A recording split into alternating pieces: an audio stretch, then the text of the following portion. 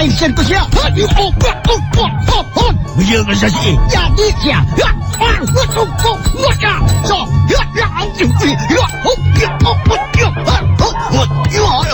Matulagyan ko siya di.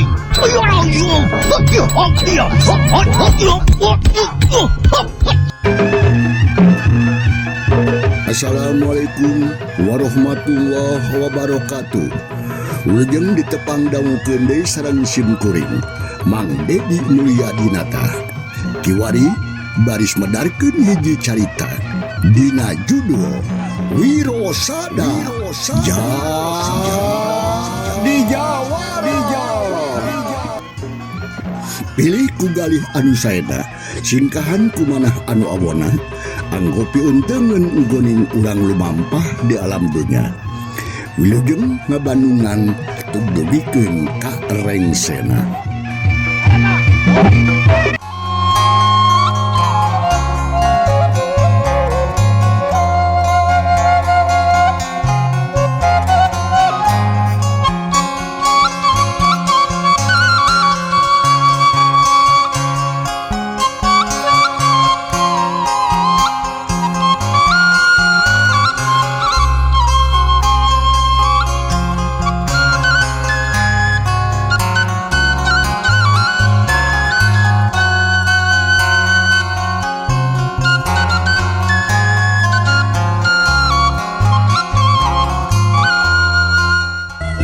Wargi Mang Dedi para baraya SMS di menagayana utami napisan untuk para baraya nugaduhan hancai cerita Jawara di Kuhabau anu ayeuna bersibandungan ku para baraya bagian anu kadalapan sargumah naskah ieu carita nu kantos dipanggul ku Mang Dedi di bagian katujuh kanca penting kamari pedaran Mang Dedi kebagatuan hiji mangsa medarkeun kaayaan alam kiberang di jero karaton saung kali khususna Ki Juwanapati anu ngaku raja nampi semah nyatana Den Purwa sapara kanca kumaha atuh para pamirsa lajengan lai carita langkung kaos nama mangga ulang sami-sami bandungan ku sadayana kadilat dan nyala poho panto lali kana kunci ujung begini.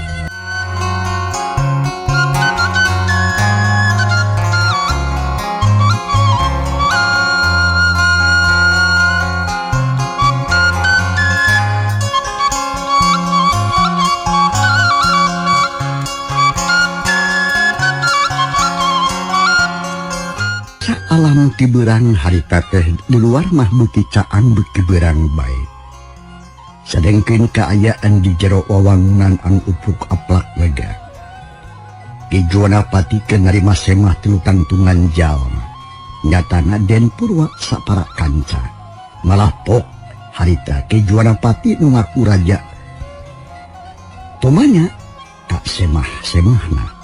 Olampis di negara Kalang Sawung kaurang ngerasa rewas ngadenge semah nu hayang tepung jenggula sate atuh anjeun jeruan teh sebenarnya aya tujuan naon pang nakeukeun peteukeun hayang tepung jeung kaula pok pek prak geura omong geunsing bener cek Juwanapati nanya ka semahna teu make pisan tata krama ngadenge kitu pok atuh Den Purwa harita syukur kaula gancang ditanya nu ngandung harti kaula ditarima kalayan wajar ku Andika. Hampura kaula teh sabab naon geus tumorojog tanpa rarapan ku mawani datang kalawan teu mere iberheula ti angeuna. Cek Den Purwa ngawaler tapi sarua kasarjeun teu make tata krama deui. Tapi bari waspada jeung rancines pikeun ngajaga naon-naon nu bakal kajadian. Atuh meninggah uleng Ki Juwanapati teh kakara harita narima semahan sakitu ngangkrakna parandene kitu teu buru-buru nafsu malahan mah jadi panasaran pok Ki Juwanapati harita teu daun ugauna di Hampura da ayeuna mah geus aya di dieu. Tapi teu kudu loba omong anu teu puguh ieu. Geura pok omongkeun maksud jeung tujuan anjeun tiluan. Iya. Kuring teh di Cirebon. Ngahajak ngadeheus ka Kanjeng Raja anu kumawasa di ieu lembur nyatana Kalang Sawung. Maksud teh aya lian seja ngadugikeun amanat ti Sultan Cirebon. Khusus pikeun anjeun saparakanca di dieu. amanat ti Sultan Cirebon. Tapi no, Nah amanat naon? Da kaula mah teu wawuh acan jeung Sultan. Tanya nyaho acan kaula mah. Dari naon cenah? Maneh teh anakna atawa lain. lain naon? Lain, kaula mah lain anakna Sultan. Tapi Kaula mah muridna. Bangna datang ka dieu. Pangna datang ka dieu teh sajana pikeun amanat anjeunna keur ngalilirkeun jeung ngageungkeun manah Kanjeng Raja nu kumawasa di Kalang Sawung. Naon? Dedengkeun teh ngalilirkeun, Tapi no, ngageungkeun. tapi no. Nah aing teh hees. Nah aing teh dianggap ngalinur. Nah kaula teh dianggap molor. Gagabah siang ngomong. Nu benar siang ngomong. Den Purwa teu kaurupok nyariosna. Lantaran dipegatan wae ku Juwanapati anu kageteun jeung keheuleun ku omongan Sema. Tapi Raden Purwa tetap sabar. Pok dina jawab kalawan tenang. Kieu Kanjeng Raja, anjeun teh kulem henteu ngalinurnya kitu keneh. Tapi jag-jag belejag waras teu aya kakurangan. Kuring nuhun mangrebu-rebu nuhun lah saketi ing kabingahan kuring suka bungah nu teh papadana. Sabab anjeun katut kanca-kanca di dieu sare hatur waluya. Benar. Kaulah memang sehat jeung jag-jag waringkas. Terus, kumaha maksud anjeun nu sanyeuna? Ulah loba teh samara lah ngomong anu teu parunuh. Pok. Bejakeun sikina we sikina. Ngarah babari ka harti ku kaulah. Artiel, salira Kanjeng Raja teh kedamang batin. Margi kalakuan salira teluyu sareng tujuan anu tangtu. Teu wajar sarta mengpar tina ajaran agama. Maksud? Nu dimaksud ku kuring teh ayeuna sejak maparin jalan anu wajar anu dipikarido ku Allah Subhanahu wa ta'ala sangkan salira Raja Enggal babalik pikir pindah jalan pilempangan kantunkeun pagawean-pagawean nu awon ganti ku pagawean anu bener. Ke.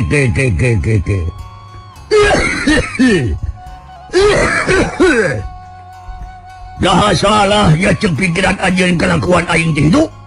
Laras pisan kalakuan salira teh lepat Sabab margi salaminangan ngagarong babadog jeung rarampong ngarah ngarinah nipu jeung ngabinasa batur malihan mah rahayat urang lemur Kalang Sawung ieu ge tos pejet diperes ku salira dipaksa dikawasa sarta salira ngaku-ngaku janten raja di dieu. Tah ieu sadaya kalintang pisan lepatna teu akur sareng tujuan balarea. Teu sajalan jeung ajaran agama Islam nu diagem ku urang tah kitu kalapatan salira teh.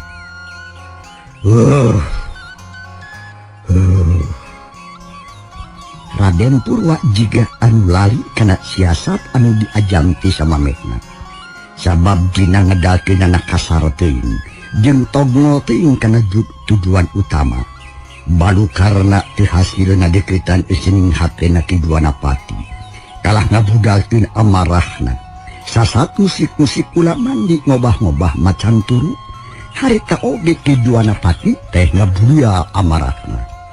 Ceuk pangrasana asa dihina jeung diganggu kahayangna. Raketek beungitna robah jadi geuneuh di besi atah beuleum. Panon jale beuleum jiga pamabokan. Molotot Raden Purwa untuk kekerot ngancing nahan amarah. bangsat. Lahina ngarana jaga gaula. Naon maksudna sia nu sanyana?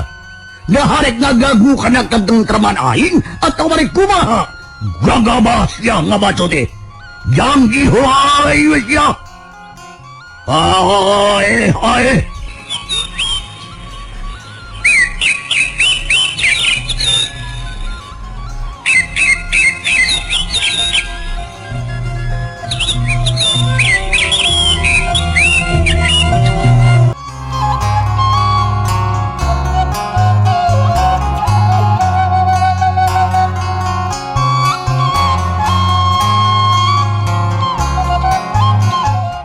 Wana pati harita teh melinga gidir awak da bakat ku nafsu ngadenge omongan semahna. Barang nempok itu gidi pawara atu jeung aki puralaga singarenghap bangun eungap. Panon maong ka Juana pati. Samemeh den purwa ngajawab bipok atu aki puralaga harita. Hapunten Kanjeng Raja. Pun incu mugi dimaklum. Margi kitu sifatna ngaranna ge budak ngora babari naik amarah. Upami gamparan kersa ngabandungan mah mana atuh ku aki bade diterangkeun maksud nu sebenarnya. Itu sia kurang ajar. Ngahina cucu mah ka gaula. Hukuman pantes keur mangkeluk nu kitu. Kemudian ti tali gantungan. Tapi pok, gira omongkeun bener. Naon tujuan anjeun teh? Sargi? Cek Juana pati mureleng kaki puralaga. Jika nu panasaran pisan, kieu ike Gusti Raja. Aki teh memang laras diutus ku Kanjeng Sultan ti Cirebon. Tujuanana kahiji sejak nyanggakeun silaturahmi kanggo ngaraketkeun kalimimikran. Atuh kaduana sejak nyanggakeun salam kawilujengan ti Sultan ngiring bingah ka salira anu parantos jeneng janten raja nu parantos nadeg di nagara Kalangsabung. Aku salajengna memang aya maksud nu langkung utami. Dah. Naon maksud anu pokoke ieu? Anu bieu disebutkeun mah kan tariwa pisan ku kula. Syukur pisan, tapi naon maksud anu kitu, anu katilu? Sok, omongkeun. Kieu Gusti Raja. Sultan teh kagungan kawajiban kanggo umaja kasakumna umat manusia. Pikeun ngadegeun keadilan jeung bebenaran oge pikeun nepikeun hiji amanat ti Kanjeng Rasul. Ngeunaan kahirupan dunya jeung akhirat. Sajabati kitu Kanjeng Raja. Anjeunna teh kagungan kawajiban kanggo umaja kasakumna umat. Kanggo memere sirup anu pacolecat. Membener tujuan anu teu tangtu. Sangkan naon sangkan sajajar jeung ajaran agama. Anjeunna kagungan kawajiban kanggo ngajak kana jalan anu bener jeung lempeng sarta dipikaridho ku Allah. Jeung deui wajib nyarek sarta nyegah kana lumangsungna kajahatan. Tah kitu anu utama nama mugi Kanjeng Raja rasa ngamaklum. Kaula mah teu perlu ngamalum. Kumaha? Kaula mah teu perlu ngamalum. Margi? Sabab kaula can ngarti kana tujuan anjeunna nusanyana. Lamun Sultan boga kawajiban sadebak kitu, naon maksudna anjeun tiluan los-los ka dieu? Naon tujuanna datang ka kaula? Oh kieu ike. Kanjeng Sultan ketiasa angkat nyalira. Jalaran seueur deui tugas-tugas sareng padamelan nu kedah derengsekeun ku mantena.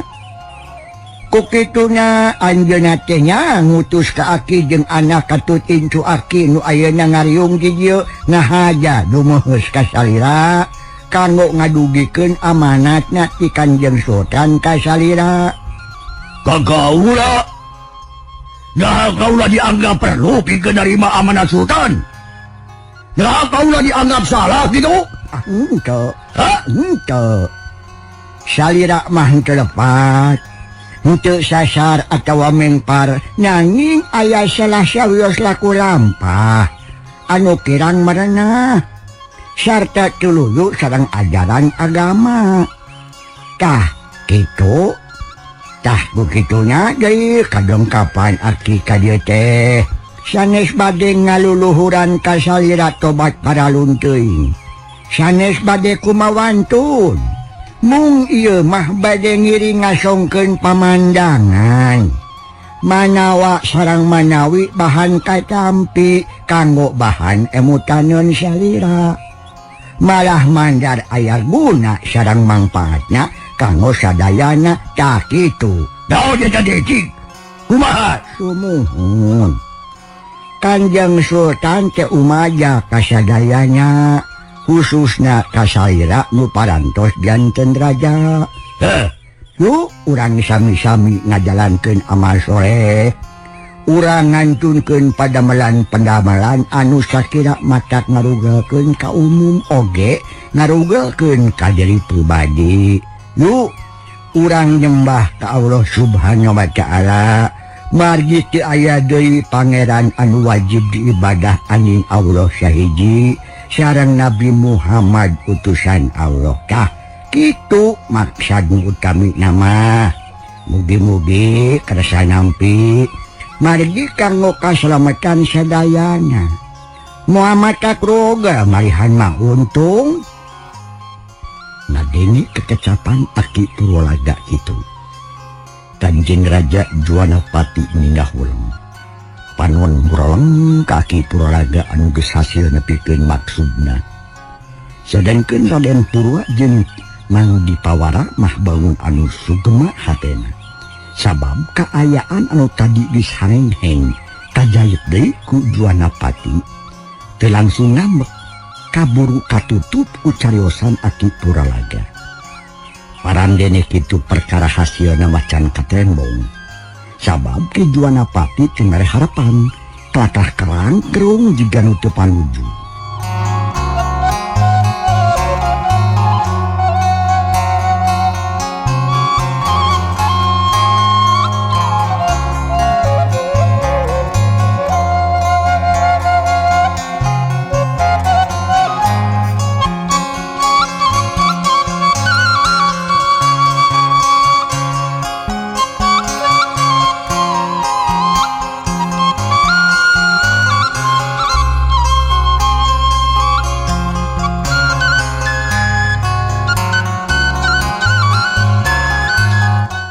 Kaayaan harita jemping juga nu keur ngadengikeun suara manuk anu recet dipiluweungan hawar-hawar kadengin age.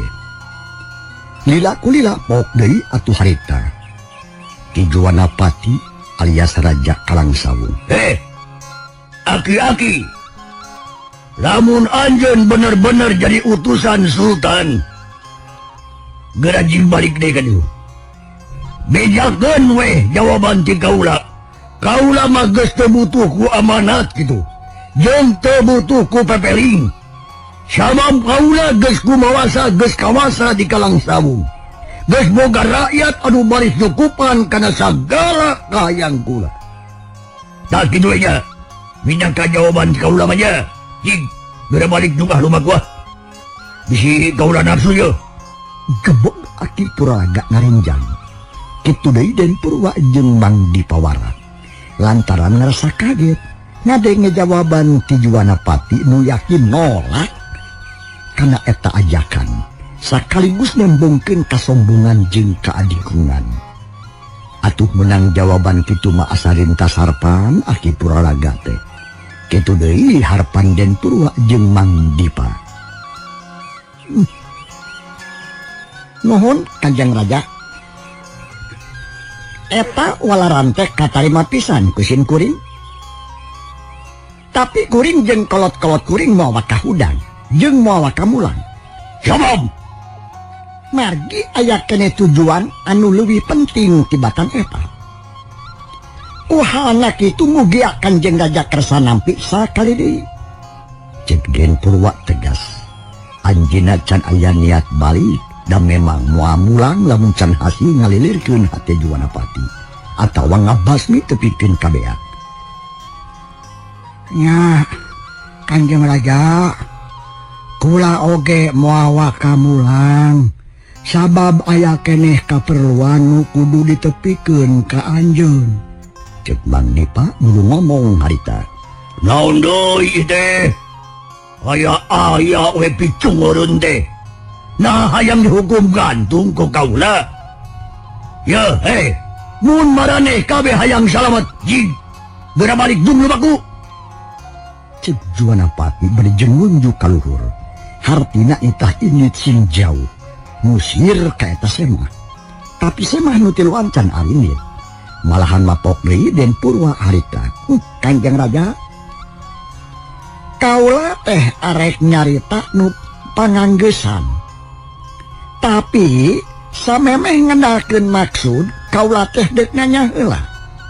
Nanya we hayo. Oke heula. Nah anjeun teh inget keneh ka Aki Raksadewa? Hup. Gebeg Juwanapati ngagebeg santakar kabak. Leuwas campur jeung heran. Ari menang pananya kitu mah ti Den Purwa.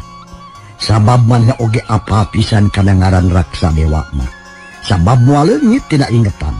Satungtung encan sirna ti alam dunya mah atawa paeh kasebutna. Channel Berkah Segara. Moal Channel poho. asli Sabab Jombang Raksadewa teh musuh satru bubuyutan manehna.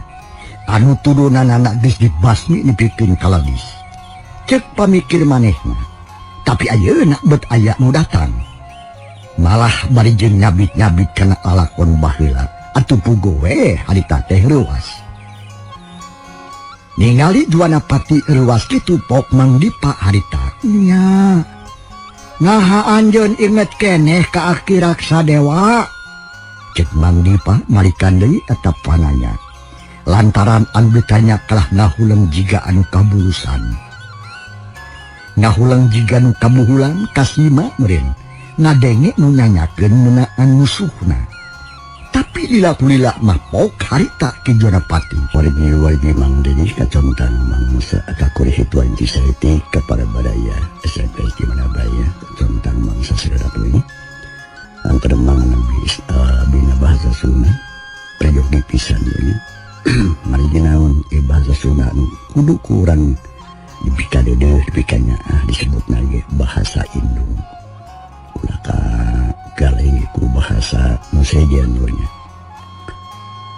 atur nuhun kanggo ka alo-alo nu parantos tumaros ka Mang hoyong dipangjawabeun cenah madi aldi poekeun atur nuhunkeun urang oboran ku nya sugan bisa gitu ge kieu bageurnya lo kang anu naroskeun Mang ari papagon teh naon papagon teh kasep gelis aturan ya aturan atau nabi hukum sebetulnya baik papagon agama aturan agama papakon negara papagon negara papagon kerajaan aturan betulnya teh itunya harus papagon gitu ieu mah terus sadayana sebagai unina lajeng Mang punten panjelaskeun aya hujan biasa mah abdi tos terang Mang namun aya hujan silantang teh naon halus soalnya hujan silantang teh hujan anu kadenge siah sorana wungkul ke kejauhan. Syah tanya. Suara hujan teh hawar-hawar encan breng di tempat alok mah. Kakara sorana we wungkul kieu tah. Nya, tah eta nu kitu teh disebutna hujan silantang. Atuh nuhun nya, mudah-mudahan janten ragi ka para baraya para wargi nya. Janten hujan silantang teh kitu hujan ngan kadenge sorana wungkul syah di kejauhan suara hujan hawar-hawar encambreng di tempat Allah mahalnya tah kitu nya ngeunaan hujan silantang lajeng Mang Den punten panjelaskeun ai saelok teh sabaraha ieu teh nya ukuran zaman baheula ayeuna mah geus dipake ngan kulantaran Allah naroskeun nya insyaallah kumang dibaler saelok teh pemikiran langkung lo nya 0,688 cm saneter henteu itunya 0,688 Dinten 0,688 cm. Tah saelok gitu teh. Ya. Aduh nuhun, mun narosun saelok muga sukuma ge alon mun tah can nyaho. Saelok teh segitu tah. Jadi teu sa meter-meter acan gitu nya. Lajeng deui Mang Dedi ieu teh ti mah disebutkeun ngaran alonnya harus dibajarkeun kurang kirim. Mang Ded panuhun Mang Dedi anu bager nolok panjelaskeun margi abdi bureng tah jadi bureng teh paekeun banyak naon hartosna batok bulu eusi madu tah ya paterosan sae nya kanggo kaalo titik-titik kumang diwalar sok regepkeun batok bulu eusi madu hartosna jalma nu teu boga rupa atawa kagong horeng simarna horeng geuning eta jalma teh loba ilmu na alus budina teu sombong tah kitunya batok bulu isi madu teh itu hartosna teh nya jalma anu teu boga rupa anu goreng patut teh kitu lah teu boga tagog teu boga rupa biasa-biasa orang si mana horeng teu disangka ku urang sare dengan ilmu mah halus loba deui budina hade teu sombong cicing weh teu nya usian kitunya usian ilmu tah kitunya anu atos 1 2 3 4 ayeuna paling orang-orang tungkasnya tung sedentingnya.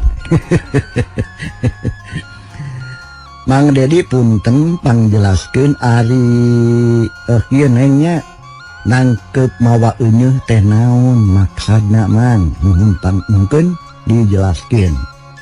Ieu teh terselami nya da kumaha geus seueur pisan itu pangarosan teh nya cukup 5 ewan lah 5 sekian lah.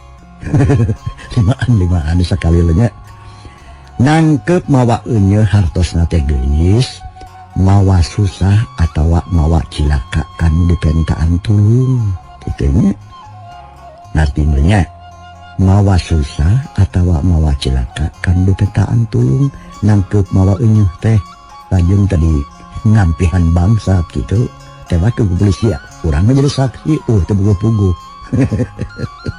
Tak kitu nya atur nuhun ka baraya-barayeman anu parantos tumaros atuh ka wargi-wargi Mang Dedi anu teu can disungsi ieu nama walapatran si sabar pasti kumaha dibacakeun nya seueur pisan mari eta nya sadenteun waktu saeutiknya cukup 5-an bae cagah panyalan sarita mangga atuh urang lanjutkeun deui ieu caritana disebut ku Mang Dedi Katuna hampura anu teu kabacakeun nyakeun punya ending gayakna waktu.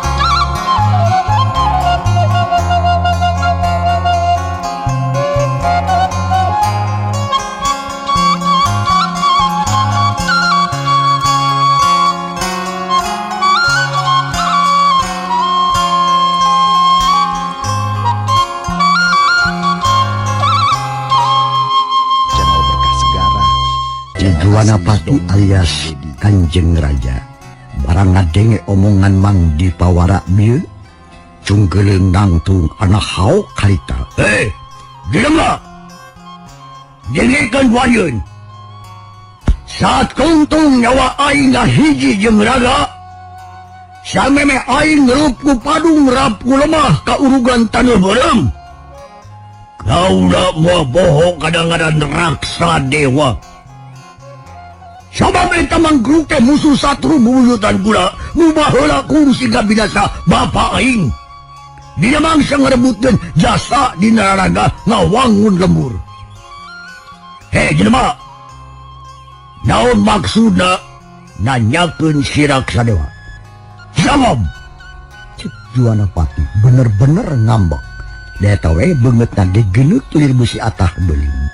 Sabab lamun ras inget kadinya nu ngaran karaksa dewa amarahna sok ngadadak ngagedur teh kawadahan ngadenge atuh pananya kitu ti Juanapati anu rek dituduhkeun ka Mang Dipa tok den purwa harita keke Juara pati Ha? Sindinya turunan Aki Raksa Dewa memang cek anjeun mah geus dibasmi tepikeun kaledes kabeh. Ya. Tapi anjeun kudu ingat kahiji istri anu ku anjeun dibeberik nepikeun kana biwir jurang baheula. Tah eta teh putra Aki Raksa Dewa nu kawilang rada untung. Sabab teu binasa ku leungeun anjeun. Eta istri binasa alatan tatuparna sabab bragrang kana jurang. Mautna sabada ngalahirkeun hiji bayi lalaki sarta eta bayi dikukut nepikeun ka gede. Kusaha ku karsana Aki Puralaga ieu. Jeung diasuh ku hiji mamang nyatana mang dipawara ieu. Nu saterusna dibawa ngumbara ka Cirebon, guguru jeung diajar ngaji di ditu nepikeun ka dewasa. Jadi turunan Raksa Dewa teh aya keneh nyatana incuna hiji lalaki. Saur Raden Purwa bari pepeta medari wayat hiji bayi turunan Aki Raksa Dewa. Barang ngadengi katerangan kitu da eta mah beungit Ki Juwanapati mireupeun Krai Pias. Ambek campur jeung lewas. Hatena lawang jajantung ratu. Bangsat! Memang aing inget kene ka eta becuek. Aing ge nyaho eta becuek teh waktu dibabari ku aing keur ka kandungan gede beuteung. Tapi aing teu yakin lamun eta awewe hirup kene. Sebab jantung modar di dasar jurang. Turunan si Raksa Dewa yakin geus kumpul ludes. Moal aya nu hidup deui. Kana naon ari geus boga anggapan kitu mah. Ngan ari turunan mah tetep aya. Sebab Nah maka nyebut sabab. Sabab anak kata awewe teh ayeuna geus gede sarta geus boga hak pikeun nebus katunggaraan nu luhurna baheula. Malahan mah geus mangsana pikeun ngajabal paguron. Sangkan aya deui ti pihak Raksa Dewa. Cek Den Purwa tegas. Panonrong karaja anu angkuh jeung kumawasa. Atuh puguh ku Janapati teh harita meuli kekerot huntu bakat ku ambek. Tok nanya bari melotot. Saha anu rek wani ngajaba ieu paguron? Juwanapati. Ha? Si bayi anu dikukut ku Aki Puralaga teh. Saha? Puralaga teh. Cek Janapati terus ngadesak. Upami salira nyaroskeun Puralaga nya sim kuring nu katelah Puralaga mah nu kungsi manggihan hiji awewe nu ragrag kana jurang sarta kuring anu nulunganana ngan hanya kal umur kolotna teu panjang ukur nepikeun kana mangsana ngalahirkeun geus ngalahirkeun 4 poe maot. Tapi najan barejeng kitu ge cematak buntu lalakon sabab eta awewe geus parat ngomongkeun kajadian-kajadian nu tumiba ka paguron Kalang Sawung kaasup kajadian nu tumiba kana dirinya. Kabeh geus didongengkeun ka kuring pikeun dibejakeun deui ka si orok anu dirorok ku kuring. Tah eta orok teh ayeuna geus dewasa. Cek Aki Puralaga langsung ngerangkeun riwayatna. Atuh Ki Juwanapati beuki kaget. Udan teh kitu nah. Si gulang-gulang mah teh kitu ngomongna. Pajarikeun teh semah nu tiluan teh anu ngora ngaranna Kumara cenah. Nu rada kolot ngaranna si Wali anu kolot pisan Aki Sugiri. Tapi naha disebut ngaku-ngaku ngaran Puralaga. Naon maksud ngabohong kain? Gitu cek Juwanapati lieureun meureun. Teu ngarti kana jujutan nu saanyana. Bok deui dijawab ku Aki Puralaga harita. Memang benar kuring sabatur-batur tadi teh ngaku ngadan kitu. Tapi nu saanyana mah eta teh bohong. Sabab lamun teu ngabohong moal diizinan meureun ku gulang-gulang. Sok geura. Moal meunang asup ka jero karaton deui. Tah kitu sababna mah. Ari ngaran anu sebenarnya saha? Jeung deui di mana ayana eta orok? Ha? Nahaga sagede kumaha? Aki teh katalah mah puralaga ieu, puralaga teh.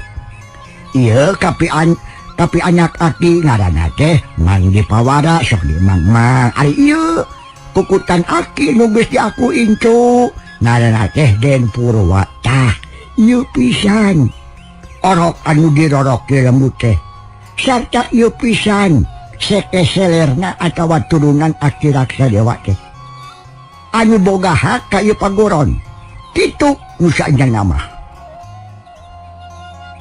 Dak menggeus mah asa dibentar gelap ngadenge jawaban kitu teh. Sabab kacida kagetna yen anu keur ngobrol jeung manehna teh geuning sasaturunan musuhna anu pikasieun ku manehna. Atuh Kanjeng Raja Juanapati ngahuleng sajong-jongan mah. Panuna rutret ka Den Purwa ret deui kaki Buralaga jika nu teu percaya kana eta meja. Tah kitu riwayat kuring teh Juanapati. Nu mata ulah wakagum deh hirup. Ulah wakagul jeung ulah ngerasa kumawasa.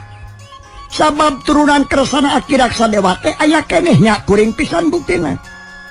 Hiji orok anu ampir dibawa paeh ku indungna. Gara-gara dibabari ku si lain ragrag kana jurang. Tapi nya kitu kersaning Allah Subhanahu wa taala kuring dipanjangkeun umur. Nya tapi kadangat ieu bisa tepung jeung hiji mangkluk anu geus ngabinasa kolot-kolot kuring sarta geus ngajabal kalang sawung. Saur Den Purwa ngeces deui kaayaan harita atuh nambahan kaget we ka Juanapati teh panon celohok bengong jajantung bet jadi ratu.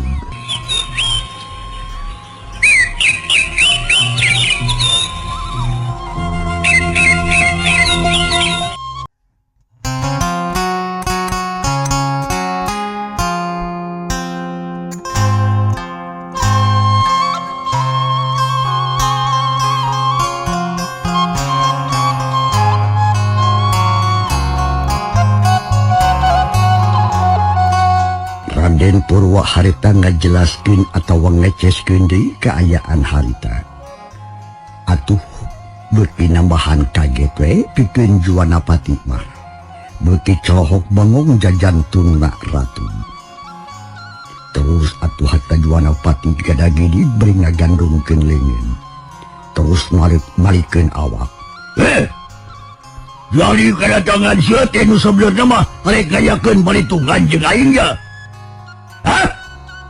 Lamun kitu carana ngomongkeunana mah sia diutus ku Sultan.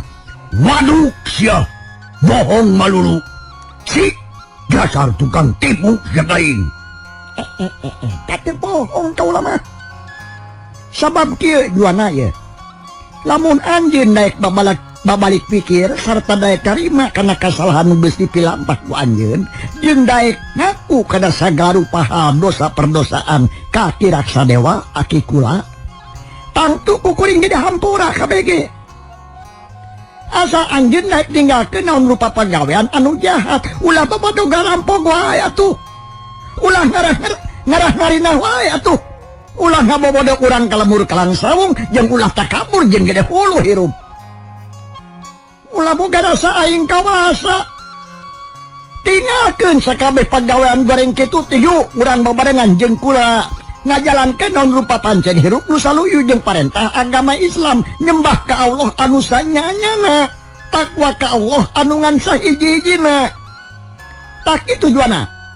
Tapi lamun anjeun tetep tumetep boga hate teuas bangkrak teu daek dari makanan rupa pangajak kula tangtu kuring ngerek ngayakeun balitungan.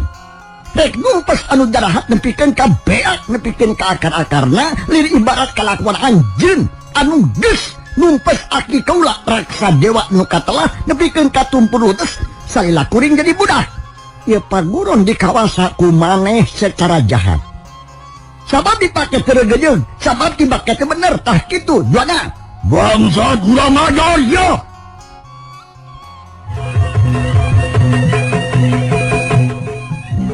Aing tarumasa aing moal narima kana naon rupa pangajak sia nu belegug jeung belet. aing geus kolot. Aing geus loba pengalaman. Aing geus kawasa sarta aing jadi raja di lemur Kalang Sawung. Dan sudah jadi aing lamun kudu talu ka mangkeluk pantar sia. Lamun kitu mah bagja temenan sia daek datang ka dieu. Nu hartinya arek masrakeun nyawa ka aing modar bagian ada.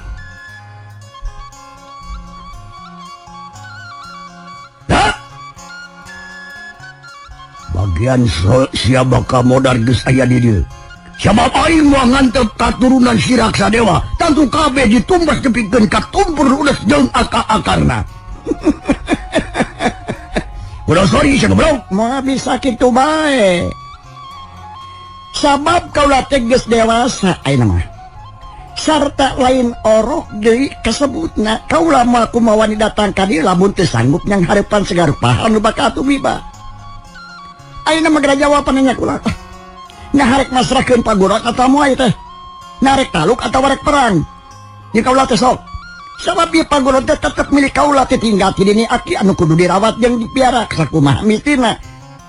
Dipasrahkeun syukur ku anjeun anu dipiarukeun teh nu dipertedak. Cenah henteu rek dipaksa. Najan kudu pejah dada bejad awak oge teh jadi masalah, moal jadi soal. Asal laksana we ngajaba ieu paguron. Tak itu maksudna kula pandatang ka dieu teh. Coba jawab. Rek kumaha ayeuna duana pati? Cek Raden Purwa beuki tegas ngomongna teh.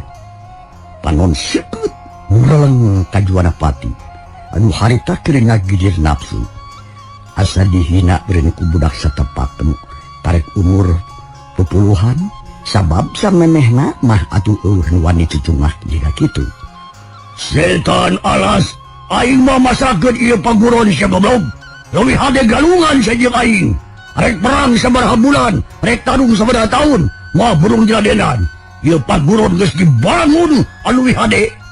Salila ulasan taun. Ayaan geus leuwih hade batan baheula goblok. Lagu aing rek dipasrahkeun kitu anu kitu badut. Ayang senang nawe sia. Teu bisa deuleu. Teu bisa kitu sia. Ieu paguron geus jadi kerajaan milik aing. Lamun sia hayang ieu nagara, geura bejadkeun heula dada si Juwanapati. Ayo, urang tarung patutunggalan, urang perang begeran nyawa aing. Hayu sia urang tarung perebut umur urang pada nyakal sabuk bilang tabu. Cacat omongan kitu. Jung mangde diatur ngangkat diri tina kursi. Wanci nyapih waktu cukup canggih carita urang Tunggala. Insyaallah enjing di emang satu acara sarua urang Bandungan bagian anu kasalapan. Kumaha geus sadap deui atuh mang baris ngasuhkeun anak dina acara halipeut. Mang sakadapan malah istirahat teh nya.